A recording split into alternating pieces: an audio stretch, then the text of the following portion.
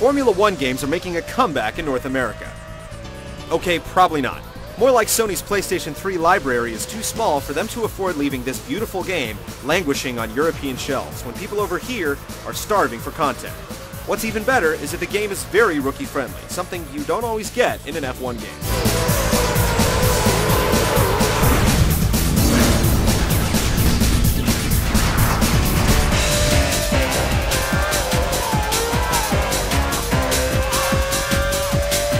Despite being so user-friendly, the difficulty curve in F1 is steep. Upon firing up the game, most folks will notice the default settings are at the easiest difficulty, with every single driving aid turned on. If you're an F1 rookie, you'll need almost all of them at first. More on that later. F1 has all the basic modes you'd expect. Run a single Grand Prix weekend, fire up an entire season, or race a fairly deep 5-year career mode. Career mode is the meat of the game. Here, you'll work your way up from a nobody trying out for a contract as a test driver for one of the worst teams in the series to the first driver on one of the top teams on the circuit. All of this is done through various tests, meeting certain on-track goals, and basically holding a pretty wheel over all 16 different Formula One tracks throughout each season. The beginning can be a bit tedious, as you'll spend a lot of time shaking down cars as a test driver, the equivalent of Gran Turismo's dreaded license tests. But the progression through your career is that much more satisfying knowing you started on the lowest of rungs. Series fans will be a bit annoyed to see that the game is based on the 2006 season, though it's being released on the cusp of the opening Grand Prix weekend in 2007. So you're still going to be chasing the bright red rear wing of Michael Schumacher throughout your season. Juan Pablo Montoya hasn't quite made the jump to NASCAR yet, and Yuji Ide hasn't been kicked out of the league. Still, those just looking for a good racing game won't find this too much of an issue.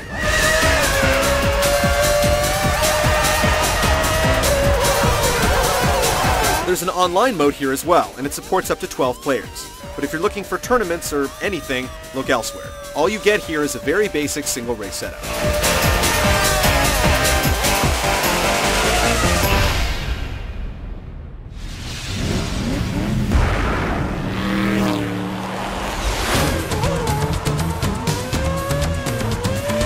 Championship Edition does a fantastic job of recreating what it must feel like to pilot one of those land-based missiles around tight, winding courses all over the world.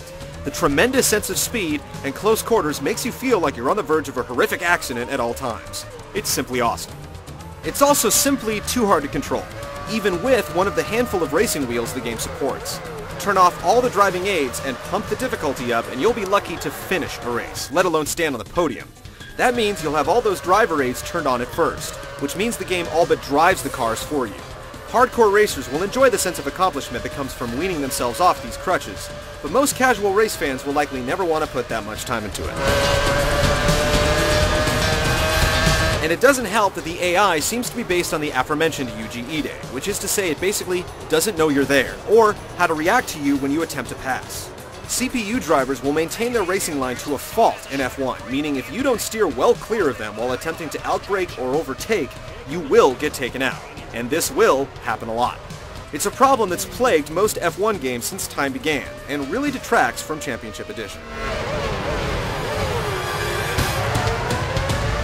And at the risk of beating a dead horse, if any game ever screamed out for rumble or force feedback, it's this one. F1 cars are so fast and nimble that without any sort of tactile feedback, it can feel like you're floating over asphalt rather than rolling over it. With only very subtle audio cues to let you know another car is making contact or you're on the rumble strips, well, it makes the game hard to control sometimes. And it's exacerbated by the ridiculous amount of understeer in these cars. These things tend to corner like a dump truck once you get past a certain speed.